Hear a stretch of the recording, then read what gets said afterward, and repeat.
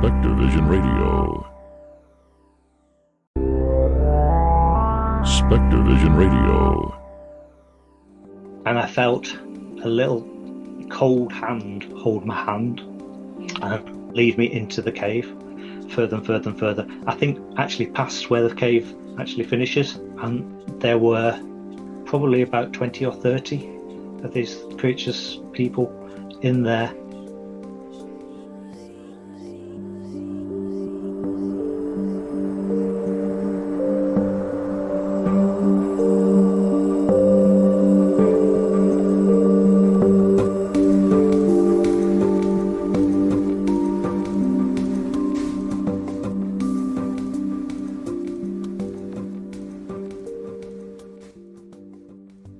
Hello and welcome to the Modern Fairy Sightings Podcast, where we listen to people's fairy encounters.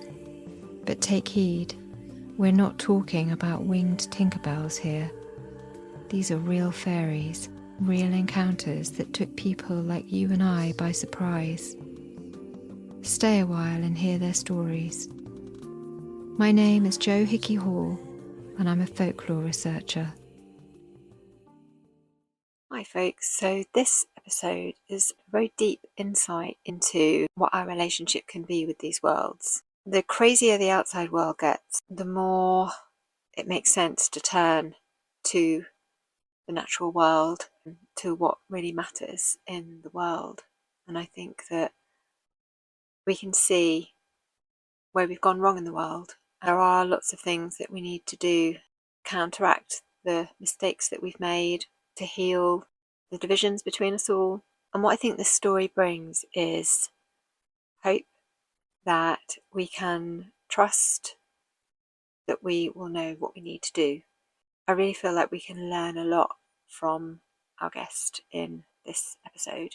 It reminds us to take care of our sacred places in the land, and they may not be the ones that are listed as ancient sites, and they may not be the ones that we've been told are those that are most important to our cultures. They might be simply parts of the landscape that mean a lot to us, and I think we can trust that. So do listen inwardly, and I hope that you can appreciate this open-hearted share as much as I do. If these worlds are of interest to you and you benefit from having a community that is able to compare notes with each other, then please do come and support on Patreon for the members group, which is £5.55 a month. So that's kind of the price of perhaps buying me a coffee if you're enjoying the shows every month. That will bring you into our community, our main community, where we have a Discord. You can get to know each other. You also get an RSS feed, no adverts for each episode, plus I release early releases there and the full length version. So if you are enjoying the show, I do urge you, please come and support, because it helps to ensure that the project keeps running. Other ways you can help are to like and subscribe, to also leave a nice review so that other people can find the show, and please do share with other people that you think might enjoy it. Do appreciate you watching. Once again, a huge thanks to our guest for sharing what is really a truly amazing story. I'm always very keen to hear stories. I've just completed my book, so I'm now catching up with everything else. And you can write to me at modernfairysightings@gmail.com or scarletofthefae@gmail.com, Scarlet with 2 T's and FAE. If you're interested, you can pre-order my book, Modern Fairy Sightings, Personal Encounters in Extraordinary Times. That's going to be released in mid-November. Enjoy the episode. Hello everybody and welcome to the Modern Fairy Sightings Podcast. I'm Jo Hickey Hall, and this time I'm joined by Cobweb. I'm particularly interested in your story. It's a story that sort of starts in 2008 on Midsummer Night's Eve. But all my life, it wasn't particularly unusual for me. I've always seen things. I spent most of my sort of teenage years trying very hard not to. When I met my wife, she was really open and encouraging in that kind of thing. So I started to open up a bit. I mean, I had learned that you don't mention that you see things because, that people don't look kindly on it. But once I was in an environment where I could, I'd got the skill of shutting it out, of not seeing things. And then I added to that the skill of being able to use it when I wanted to. So it's not entirely unusual for me, but if you were, say, out in the countryside and you see a little deer in the field, that would be normal. If it comes up to you and starts asking questions, that's when it gets a bit odd. So seeing things and interacting with them, not necessarily, the same thing. So back in 2008, we'd just moved to the area, and I decided I wanted to go out on the morning of Midsummer Night's Eve, and I'll go. We found a place on the map that was called Barlwood. I thought, oh, that sounds amazing. I'll go there. So I went out on my own just before dawn. It's only about 4 or 5 miles away. I left the car quite a long way away, and I walked through the woods, through the fields to get to the woods. It was really, really, really peaceful, and there was little deers and rabbits and stuff. And the peace was broken quite dramatically when I nearly stood on a pheasant, which leapt into the air, making an enormous amount of noise. Oh, that's so silly. But one thing I saw, the edge of the woods with its back to me, in a sort of darkened bit behind some trees, was the weirdest little creature. Not particularly little, probably about 5, 6. Its head was kind of pointy, but it didn't seem to be a hat. I was seeing it from behind, and there was a kind of weird green glow about it, and then it was gone. And I came home to my wife and I said, I see this thing. And she said, what did it look like? And the best way I could get to do that was to just paint it. I had a photograph of the place where it wasn't. And so I painted it in. And that was kind of the start of me using art to explain things I've seen. So it wasn't too unusual for me, because I've seen things before, for the rest of my life. I forgot all about it completely. Then that was 2008. In 2012, a friend of ours had mentioned that there was a fairy cave near where we lived. I thought, oh, that sounds interesting. We'll go for a day out. We'll have a look around. You kind of drop your car off at the edge of a housing estate, and you have to go across many fields and down. It's a wooded valley with a stream down the middle of it, with the hilarious name of Shittlehope Burn. Brilliant. And at the end of that, if you carry on through the woods, it's quite a steep path in places, but it's walkable. There's halfway there's a circle of trees. I don't know how. I'm assuming it's naturally occurring, but it was an exact circle of trees in the middle of other trees, kind of thing. If you stand in the middle of there's a really strange feeling. It felt like this is the boundary of where you're going, and I wasn't really expecting very much. It's like a folklore-y thing, and I thought, yeah. But we stopped there, and I kind of asked permission, and felt that it was okay to carry on going. So we went up to where the caves are, but you're looking down on them. Because you're on the side of the valley. Well, there was a big old tree that you could sort of climb down the tree. It was a fallen over tree, and you can climb down it and get to river level and go into the caves. So we went in there. I had a bit of an explore. It was a lot harder to get out again, but nothing particularly exciting. It felt there was a kind of tingle to it, but there was nothing there. I couldn't see anything. took a photograph in the cave. We got back, and there was clearly a fairy on it in a Cottingley style.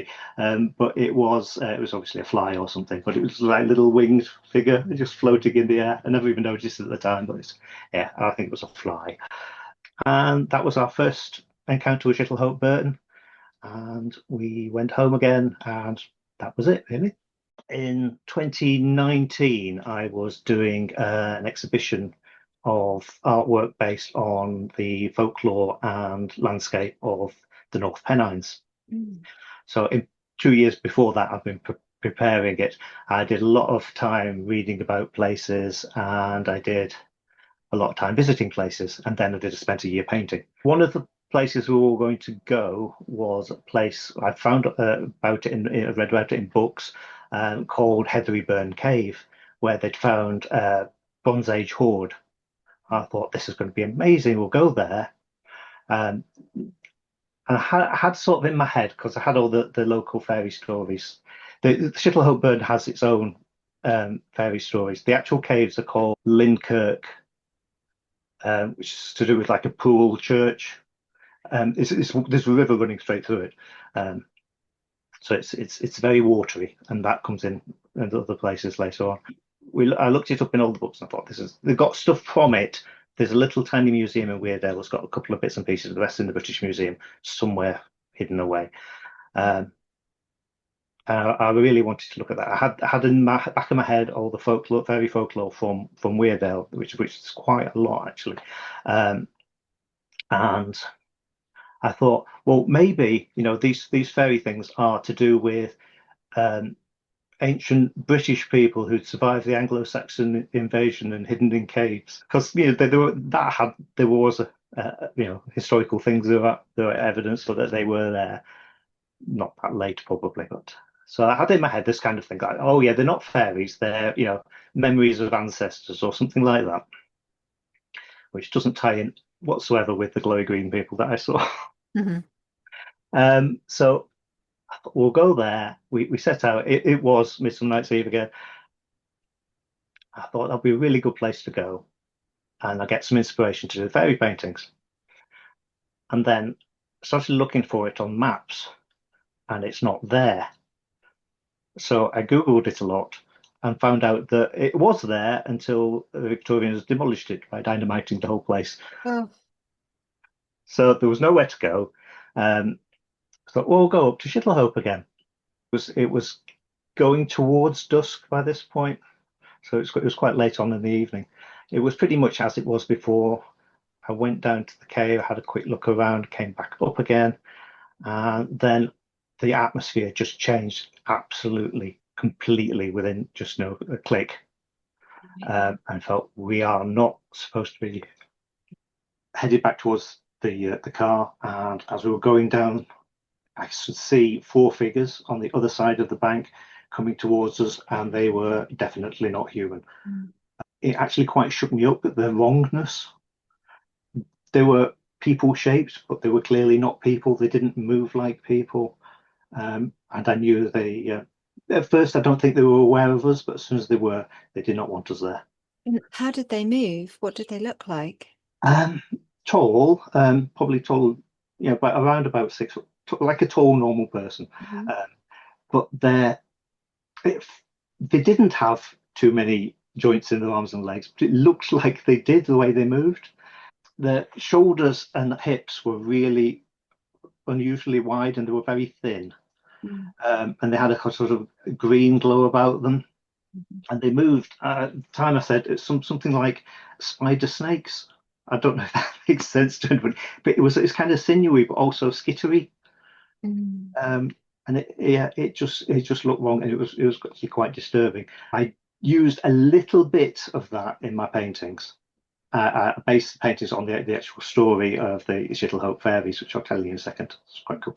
And I put a bit of that in, but I didn't want to put too much in because A, people don't want that on their walls, and B, I don't think it was polite.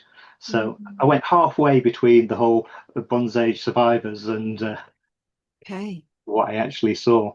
Yeah.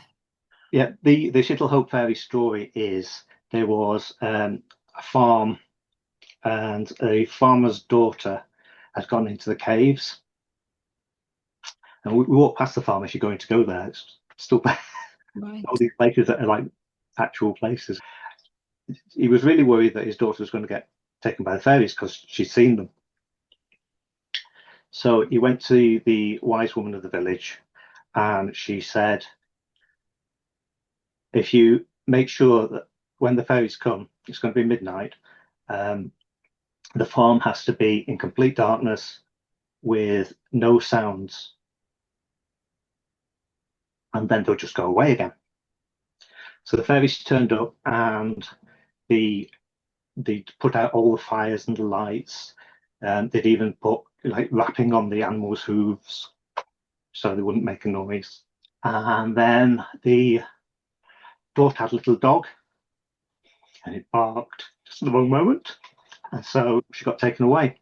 So he went back the next morning to the wise woman, and she said, you need to go to the king of the fairies and give him 3 gifts.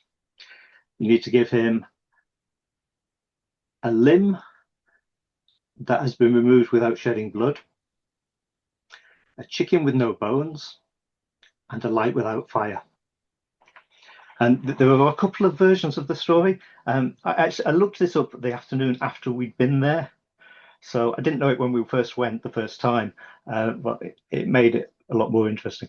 The one version is that the farmer then helps various people, and they give him the answers to the riddles. And one is where he just observes them in real life.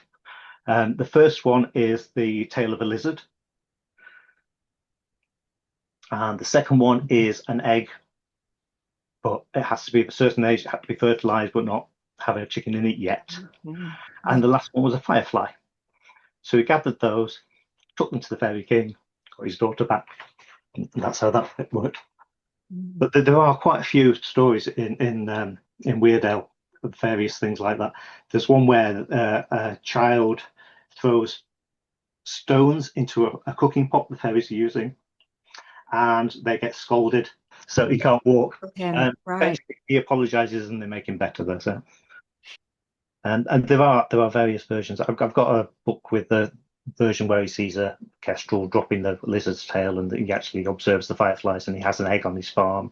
But there's another one I found on the internet where he helps people and they give him the answers. But there are a few versions of it going around. These are fairies that you must be aware of, and I think the version that I read was she'd gone down into the valley and kind of heard the music and the laughter and the dancing, and was kind of compelled to go in to the and couldn't, because she couldn't quite make it through the crack, and came home, and then they come after her. So these are, you go into the wilderness and you must beware, and if you don't have your wits about you, they might come and seek you out. Yeah, especially children, always. So yeah, it's a useful warning. Don't go and play in the caves because you might not come out. exactly. But I think there's definitely something to it, rather than it just being entirely made up as a warning story. Yeah, exactly. So for you, when you saw, did you say that you were alone when you saw those? My wife was with me. She didn't see anything, but she felt the change in the atmosphere, and she said, "We're going to go." Yes. Yeah. How was that for you? It felt wrong.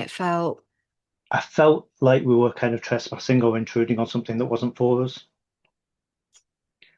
So it was uncomfortable. It's like, no, we should not be here. We're not supposed to see this. It's not, we've not been invited.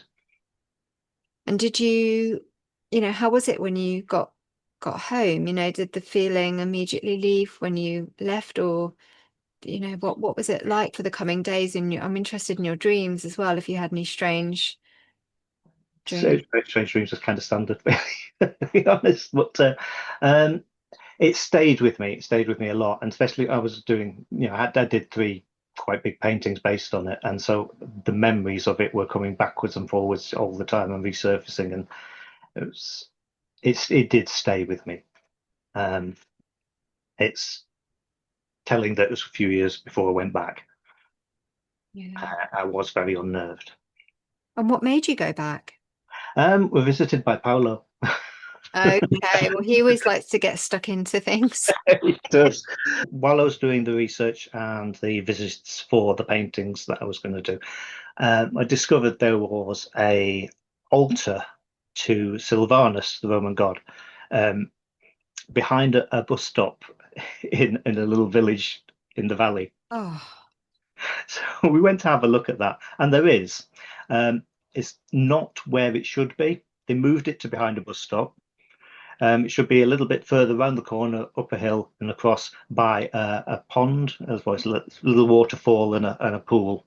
It's not a big pool, but it's reasonable sized. That's where it was. So we went there to have a look, and there was a moment where I felt a sense of recognition, where I got what it was. There were various Sylvanus altars in the region. What those people were encountering. Sorry, was this at the bus stop or the This, pond? this is at the pond, At the pond. where it had been. Mm. It's very strange to see a thing like that behind a bus stop. Yeah, what a Just shame they behind, moved there's it. a lamppost and a bus stop, and then just round the, hidden away. You have to really look for it. And they moved it in Victorian times, or when did they? How recently it was moved? It probably is 1900s. You know, so late 1800s. There's various accounts of where it had been, and one of them, it looked as though it was in the churchyard, but it couldn't have been there. It was over the other side where the pond was. Yeah. There's a church on one side, and then a bit further down the road, there's the little waterfall. It's lovely, actually, but it's a really interesting place. And I kind of recognised that, and I thought this is what they've seen, and they've translated that as, this is that God that they knew. Yeah. But it also felt that I'd been recognised, and it kind of completely unlocked Weardale for me. And from that moment on, it was Weardale, supernatural Weardale, and Weardale were the same place. There wasn't so much occasionally glimpsing things by accident. It was there, and it was welcoming. So that was a couple of years later, and we went back with Paolo in 2021, and I felt by then I'd not been back to Shittlehope, that it would be okay, and I'll show he loves fairies, so I'll show him the fairy caves and see what he gets from it.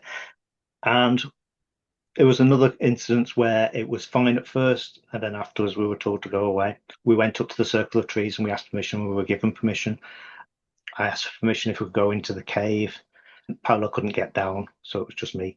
The agreement was that I left my bag behind, so I didn't have any technology or metal or And I went down into the cave, and there were two of them looking considerably more human. There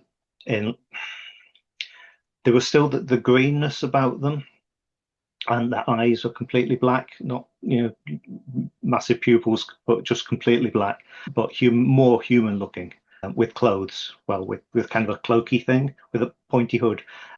And there was two of those there, and the upshot of it was that they would like me to do them a favour, that we shared certain interests, and they were going to say that they would treat us as not enemies because of this.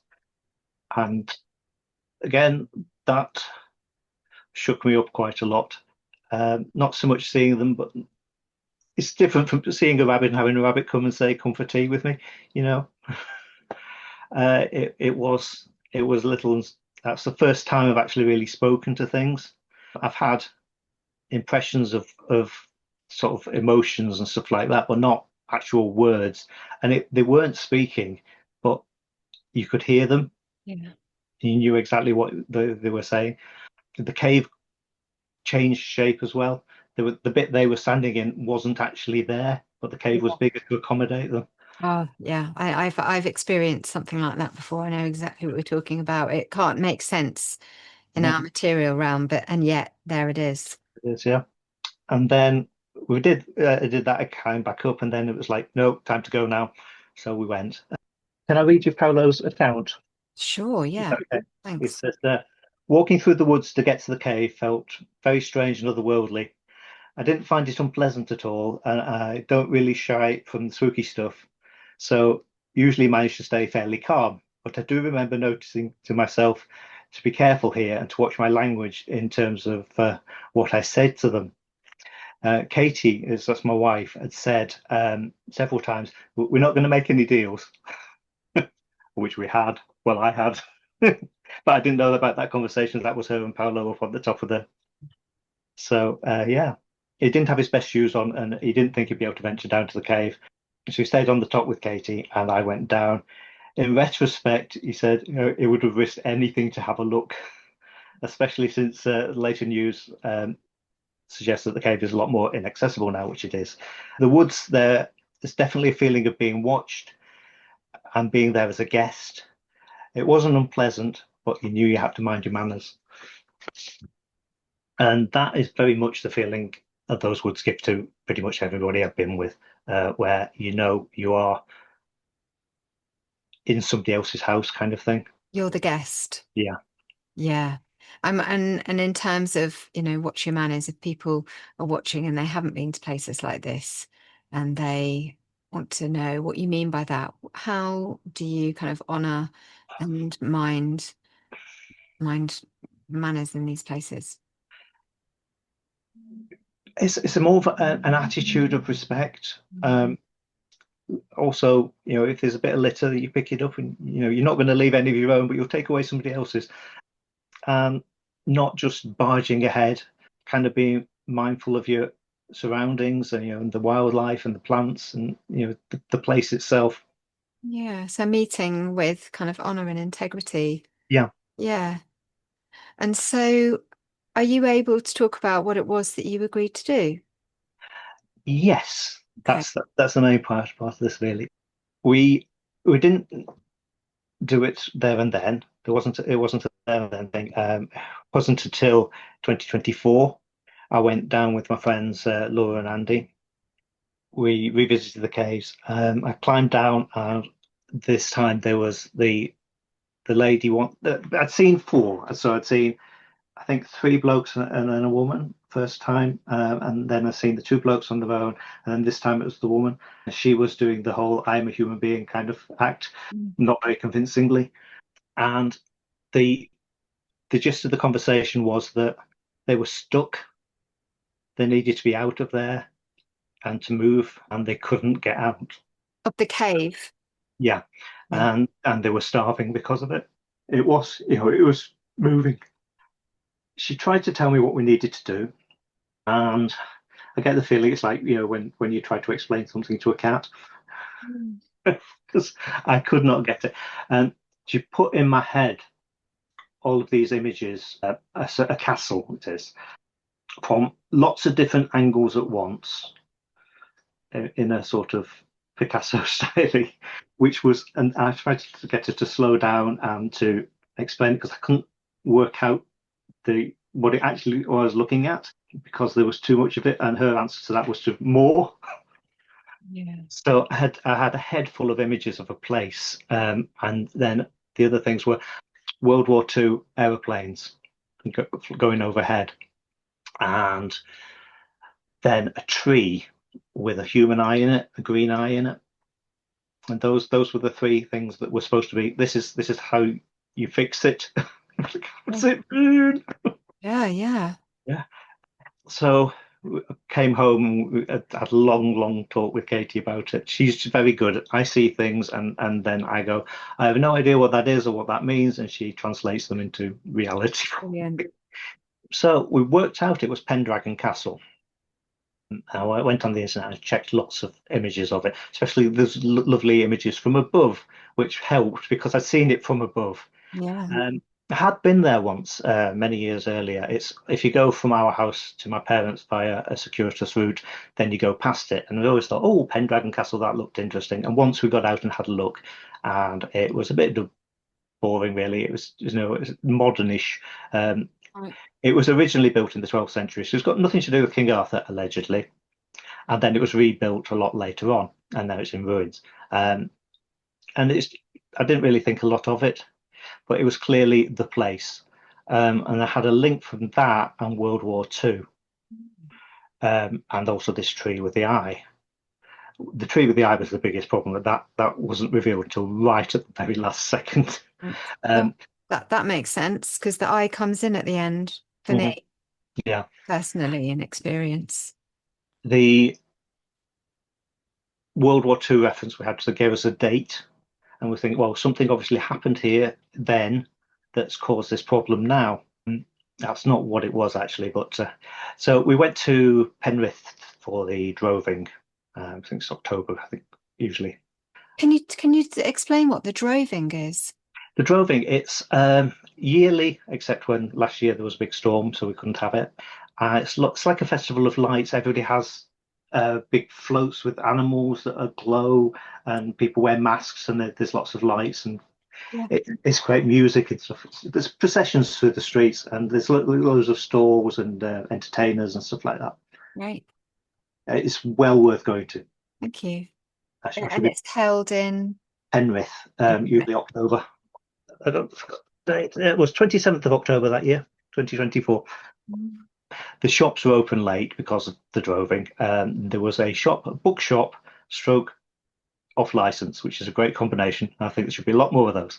Yeah. And I was having a look in there. I had a look to see if there was any books on local folklore, because this is in the Eden Valley where Pendragon Castle is. But I wasn't overly thinking about fairies at the time. I was just trying to work out what's the connection between Shittlehope Burn, World War Two, and the Eden Valley and Pendragon Castle in particular. And in this bookshop, I found a book. I thought, oh, that looks really cool. It's called Arthur, Bear of the Britons. And I opened it up, and there was a little map in it, and it was in the folklore section. And then I flipped through it, and I thought, oh, it's just a novel, and put it back. And we went home. And a couple of days later, I've been scouring the internet for any kind of reference to World War Two and the Eden Valley and Pendragon Castle. And it turns out that the bloke who bought the castle in the 60s, his father had written a book during World War Two about King Arthur and Pendragon Castle. And it was the one I'd had in my hand. Oh my goodness. Love that.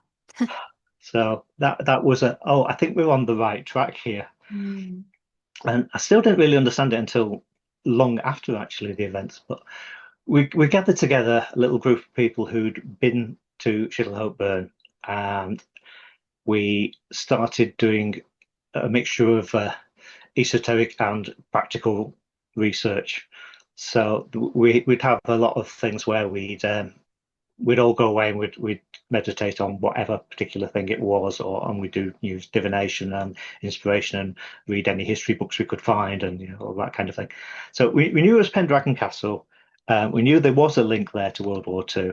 The bloke and the whole family, they ended up buying it, the castle, and they were obsessed with the Arthurian side of it. The only actual evidence is one Roman coin, which was found there, because it'd been rebuilt loads of times. There was a woman whose name I can't remember, but I think she will become significant in the future, who had rebuilt lots of the castles in the area. She was Elizabethan, and I think she was up to something. It wasn't just a case of rebuilding castles. Right. But that's something that I need to look more into. I've got a book about it which I haven't read yet. So there were becoming more and more links to it, and the Arthurian side of it ties in with my main quest. See what I mean? Because that has been there's been a lot of Arthurian stuff in that. In the book, I actually ended up buying a paperback version of the book that the bloke wrote, and there's a character in that called Modron, who I'm very familiar with. I met her in a tomb in North Wales at one point, but she is a lady, obviously. Her name means mother, and in the book she was a soldier and a man. I thought, how have you got this? And what he'd done is the author had taken a line from the Black Book of Carmarthen and only taken half of the sentence, where it says Mabon, son of Modron, and he just got Modron. Right. So if we use that as a character. But the place itself, if there is any Arthurian Dark Ages connection to the place, it was to Urien of Reged, who was the father of two of Mordron's children. Oh. Historically, yeah. It's an interesting family. One of them went on to become Saint Mungo. There's two that appear in Arthurian legends. I think Olwyn and his brother. Anyway, in Cumbria, there's a whole load of legends about a king called Eveling, and his daughter is Modron. There's also the link to Anglesey in North Wales, and also to Glastonbury, where she turns up as Morgan Le Fay. Oh, goodness. Wow. It's an interesting family, and they got about a bit, and they've got, it's like gods and fairies and human kings and saints all in the same family. It's fascinating stuff. So that kind of suggested that I was on the right tracks again, even though he was wrong about it. Mm. The main upshoot of about a year of Zoom calls and research and all the things that we did, we chatted very, very regularly, was there had been an agreement broken. Are you aware of Julia Jeffrey? The name rings a bell, and I don't think I can recall their works. I'm not sure. She does a lot of stuff on Scottish folklore. She's done a couple of tarot decks, and one of them is Scottish witchcraft one, which is really, it's just, the paintings are amazing. But we used that quite a lot, and we were getting what is the problem here, and we were getting it from both sides, the exact opposite. One side was the agreement between the king of the humans kind of thing and the fairy queen had been broken, and depending on who was doing it, the the problem was either the fairy queen or the human king. So breakdown in communication there, and that was very much the clue to unlocking it all.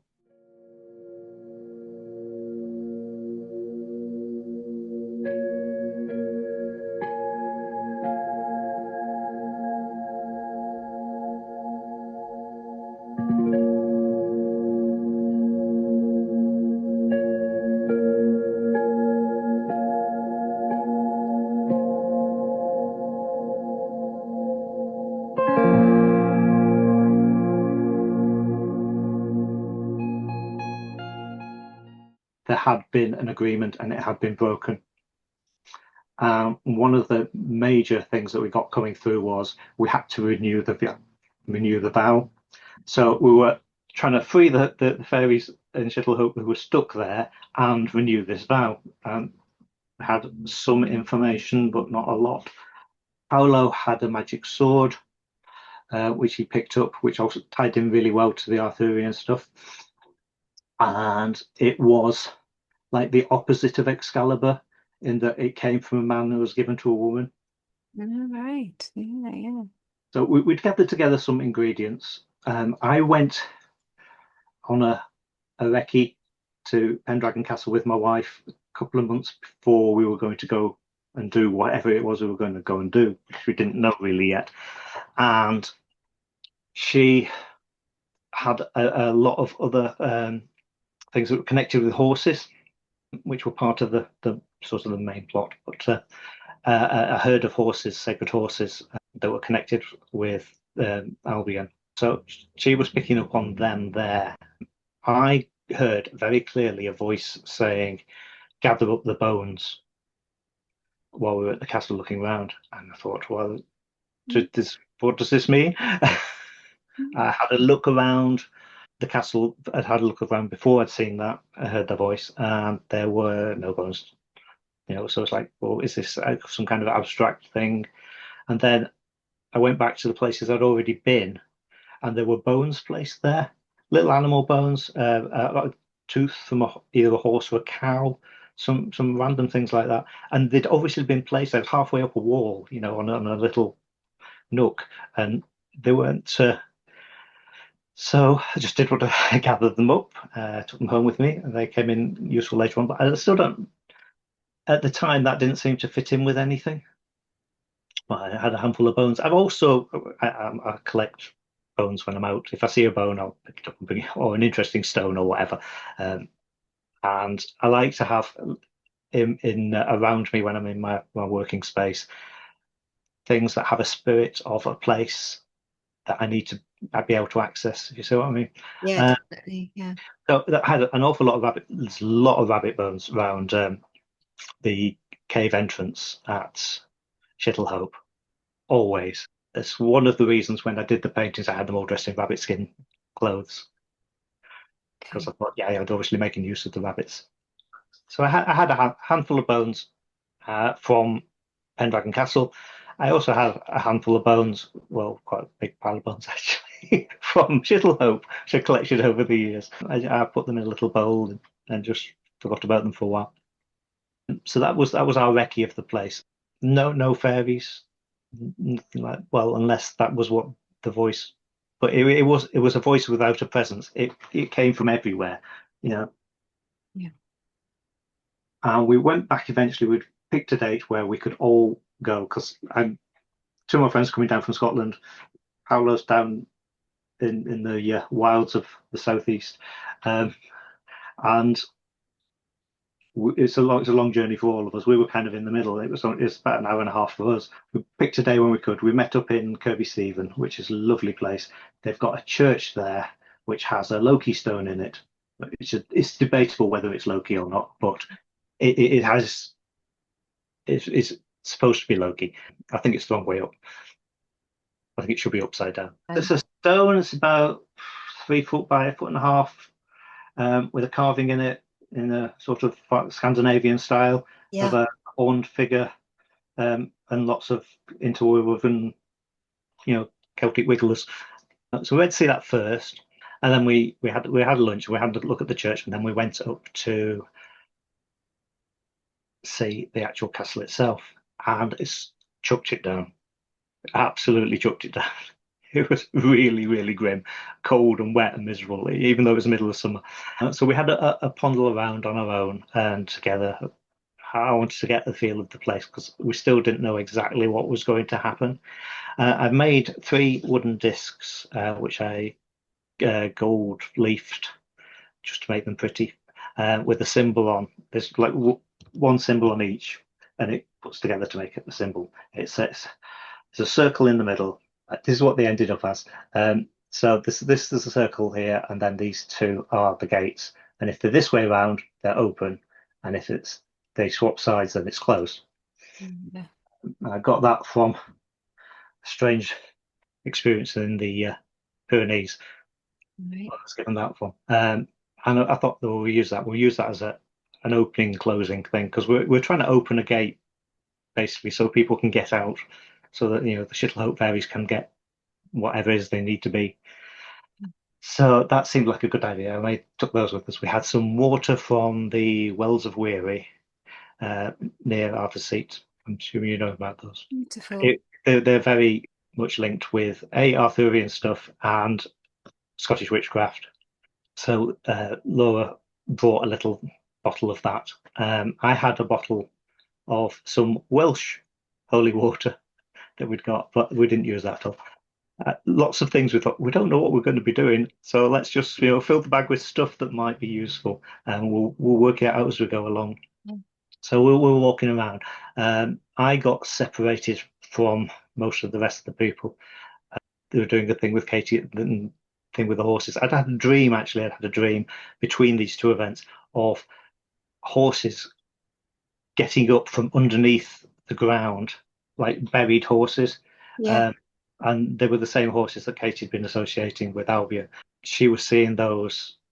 I don't know whether she was physically seeing those, or she knew they were there on that day. I was trying to work out what on earth we were doing. Paolo showed me his magic sword, which is amazing. If you touch it, it's like you see paintings of galaxies and stuff, and just like blackness with lights, and that's if you hold that, that's what you see. Goodness, Uh, wow.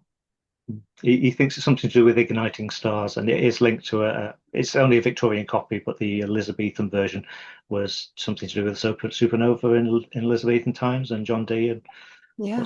lots of weirdness. Wow. Interesting links. So I was walking around the area trying to work out where we need to be, what we're going to do. We still had this eye floating, that's we don't know what it is. There was a hawthorn tree growing out at the foot of the castle bank. There was a hawthorn tree, sort of to one side. There was an old ruined barn, and it was kind of growing through the wall and at a weird angle. So I went down to have a look at that because solitary hawthorn trees. Maybe that was a thing. On the big trunky bit of it, it was covered in green moss, and in the middle there's a complete bald patch, eye shaped, like somebody had drawn an eye onto it in the moss. I thought, oh, okay.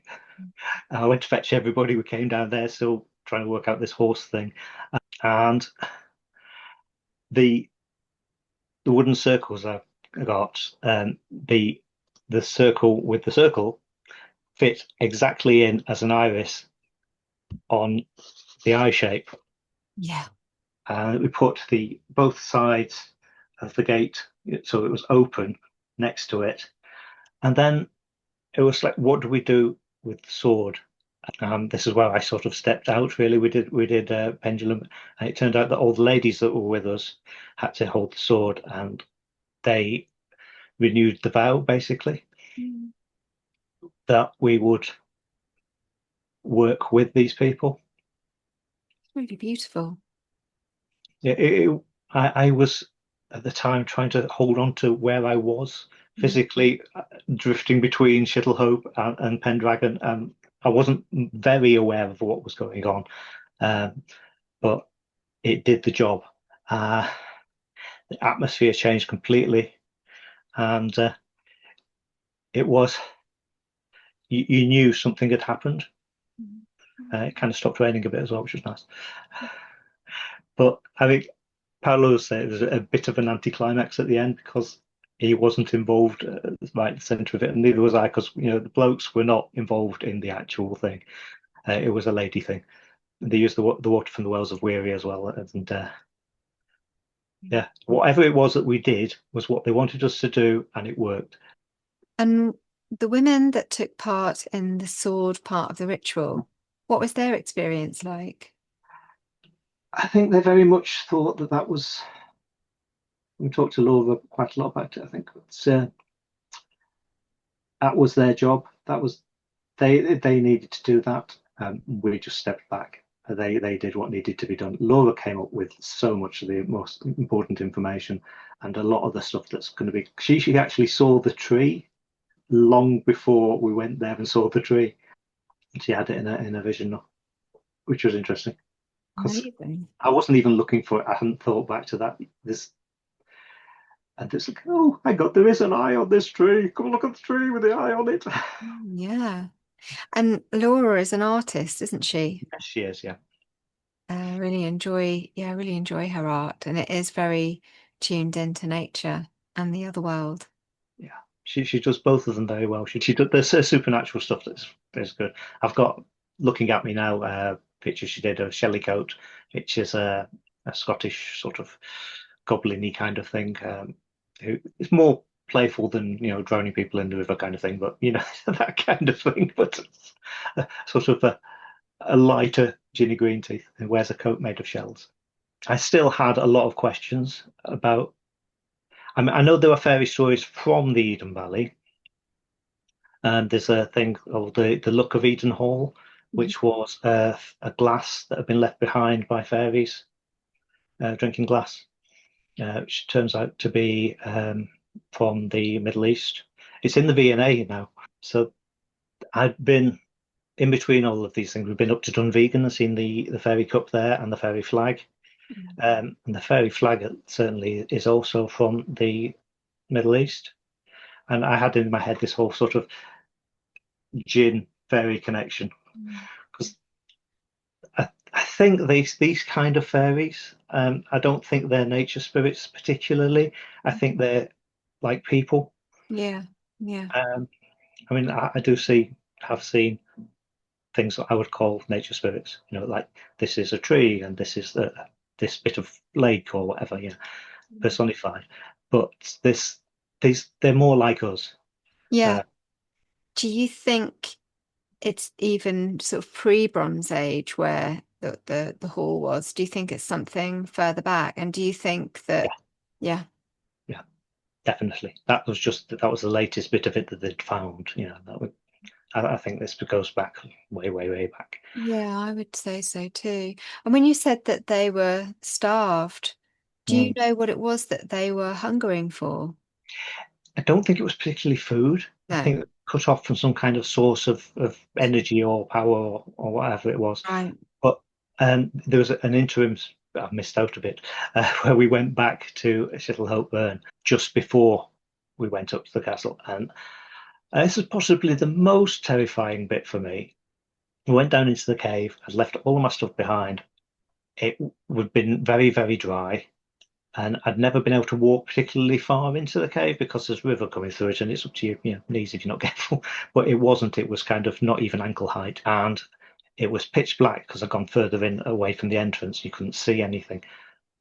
I thought, oh, it's okay. I've got my phone with me. I can put the torch on. Oh, I haven't got my phone with me.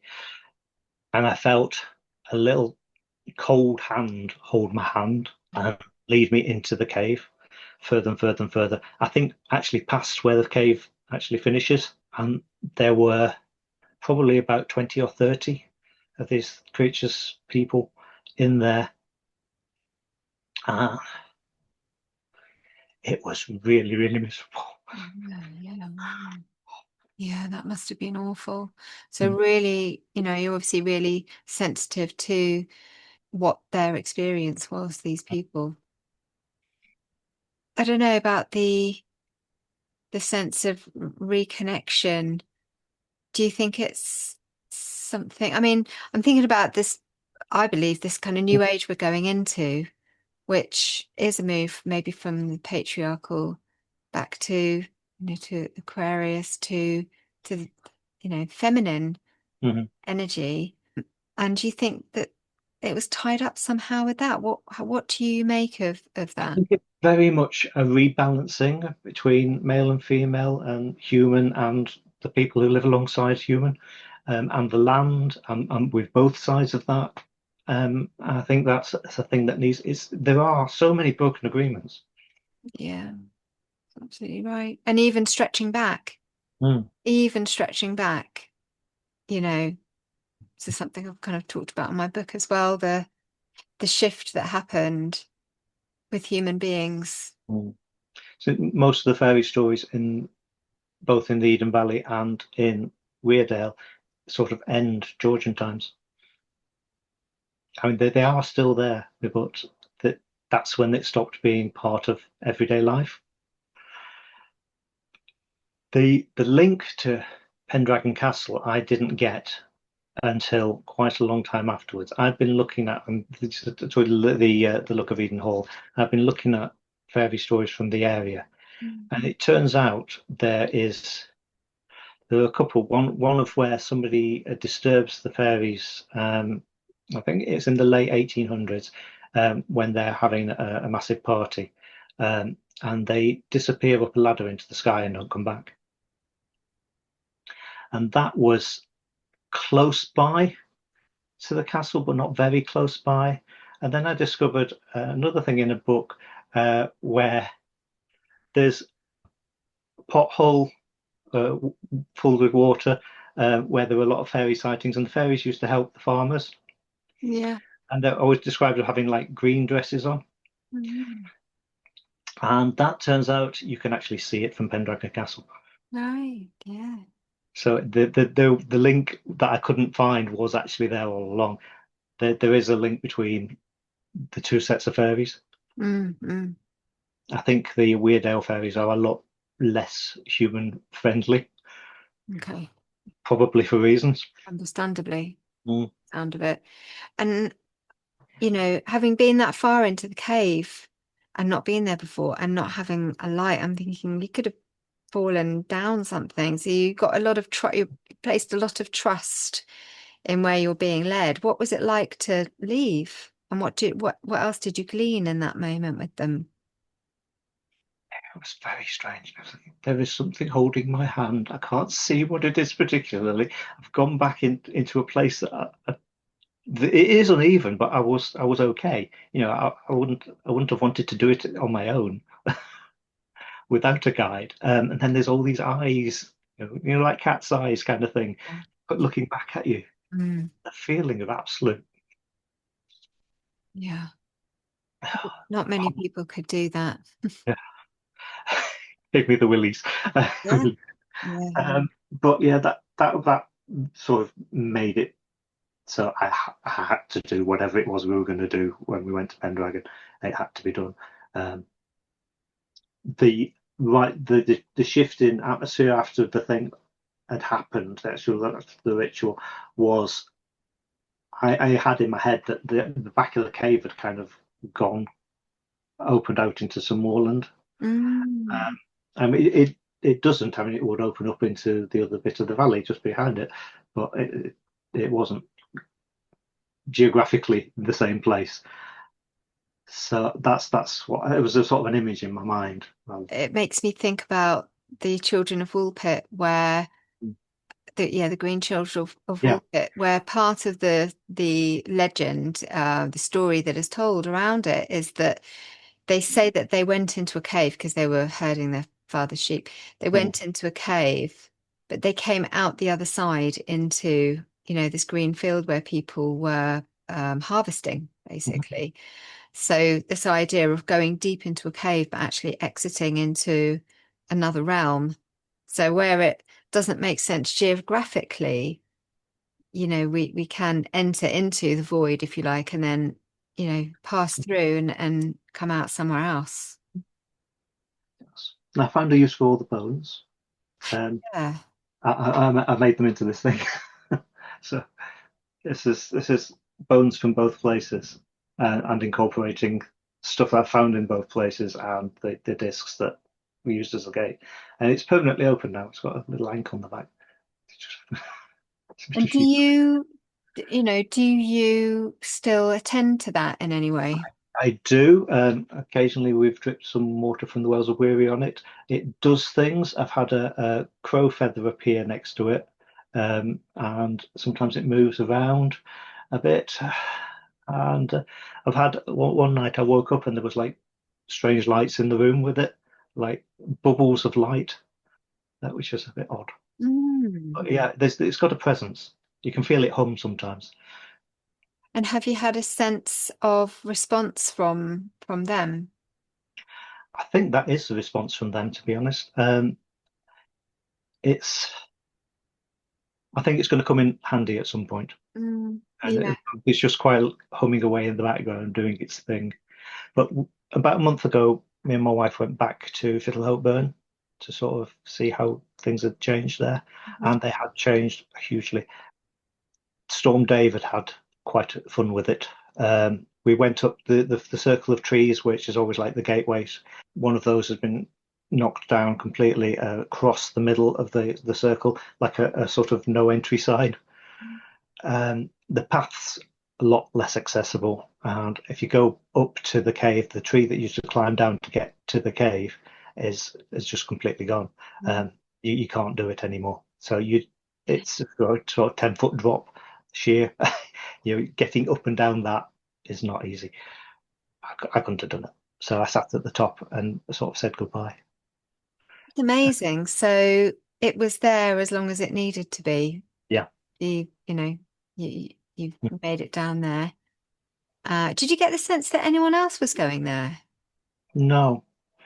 I know people have. I mean, if you go on the internet, they can say people have gone, "Oh, we've been exploring this exciting cave, and isn't it pretty?" and blah blah blah. But I don't think anybody else had actually been involved with the local inhabitants, so to speak. If they had, then we didn't know about it. Yeah. So now there's the kind of no entry sign that's made by the tree going across the circle, and the means, the entrance. I mean, it was never overly easy to get down, but I could do it. And I'm, I'm in my 50s and I'm not overly fit. And I can get up and down. I'm Mm. not that tall either. But I don't have any sense of fear when it comes to things like that. So do you think you'll still end up going there to? Yes, Yeah. I think though that the main story going forwards is over the other side in Cumbria with the Eden Valley things. I think Shittlehope, I think it's not been abandoned. There was definitely a presence there, and I could feel that we were being watched all the time we were there. But it was not a place that was inhabited full time, if you see what I mean. It's no longer a home, and I don't think it was a home. I think it was a prison. I mean, it had been a home once. Mm. So I think there is stuff still to do in the Eden Valley, and there are also links to Scotland and probably a lot of other places as well. There's all these weird connections between places. So I get the impression that there are a load of little gates that go from one place to another that aren't necessarily geographically connected, but they are if you go through them. And there's a whole sort of road system that I don't have access to. That we shouldn't have, probably. Yeah, well, the fairies would know themselves as it, that is their abode under hills and through caves and, within the earth. So moving forward, you're focusing on kind of these other projects in the Eden Valley and I've not started yet, and we're gathering thoughts at the moment. yeah. Well, I really appreciate your kind of tenderness towards this place and your care of these beings and what you've been able to achieve with your community as well. You've got a group of you there that are able to work really deeply because you all know and trust each other, and you are able to trust each other's judgments as well and what you're each picking up. Because if you have that in a magic working group, you know that you can achieve so much when you have a group that you really know and trust, and that you can rely on each other to just explore what's coming up for them, how it feels. And what I also love is that you didn't have to say, oh, well, it's definitely, it's this, we're going to go there, we're going to do this, that, and that, because we don't know, as you rightly have shown in your actions, we're led. Mm-hmm. And we just have to kind of trust putting one foot in front of the other, and just to know that you're told what to bring, and that's all. And I think that's kind of a real quality of these experiences, is that you're only ever given what I call, the breadcrumbs Mm-hmm. of what's just going to happen next, and that's all you know, and you just need to trust. A bit Yeah, like you did also, walking into the cave and just trusting, and there you had the hand that brought and showed you. You were able to make yourself vulnerable, and it sounds like they showed you their situation, their vulnerable situation in return in that moment. It's just really beautiful and loving, and just so receptive and understanding to these worlds, that a lot of us can learn from this, the way that you've approached this situation. So I really thank you very much for sharing this. thank you for listening to me. I struggle with words sometimes, but I'm much better at painting it. But perhaps if somebody just sat with the paintings, they would understand in a deeper way too. So I look forward to sharing those. And it's been really lovely to talk to you. Thank you. Perhaps you can let us know, what happens next. 'Cause Yeah, I feel like the story, as you say, there's more. There's more to come. there were a lot of loose ends that came out of what we spent a year working out, and they didn't fit into that day. But I think will be part of future things. Brilliant. Well, I send my wishes with you for whatever comes next. It's beautiful, and it's a story in itself. Mm, It's a piece of folklore in itself.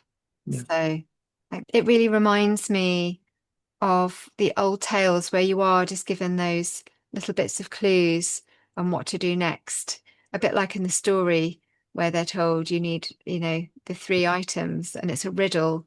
You have to work with good intent in those stories as well. Often the same quest will be given to 2 different people, and the first one is of a good heart, and they're able to complete the quest, and there's some kind of treasure involved, which isn't always a piece of gold. It's more what then takes place in their lives, something that they had really needed or wished for.